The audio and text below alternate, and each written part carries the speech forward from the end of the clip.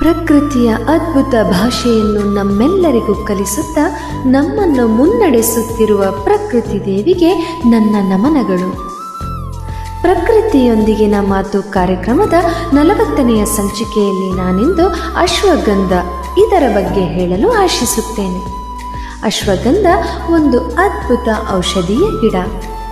ಹಿರಿಯರಿಂದ ಹಿರೇಮದ್ದು ಎಂದು ಕರೆಯಲ್ಪಡುವ ಈ ಗಿಡ ಆರೋಗ್ಯವನ್ನು ವೃದ್ಧಿಸುವುದರ ಜೊತೆಗೆ ತಾರುಣ್ಯವನ್ನು ಕಾಪಾಡುತ್ತದೆ.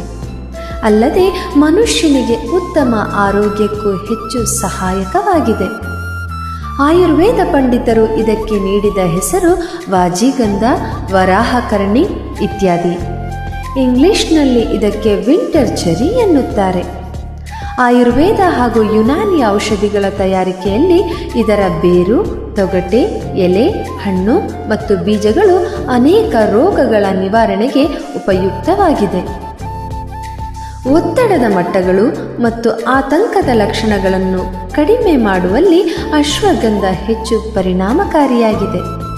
ಆರೋಗ್ಯವನ್ನು ಕಾಪಾಡುವುದರ ಜೊತೆಗೆ ಅಶ್ವಗಂಧವು ಸೌಂದರ್ಯವರ್ಧಕವಾಗಿಯೂ ಉತ್ತಮ ಕೆಲಸ ಮಾಡುತ್ತದೆ.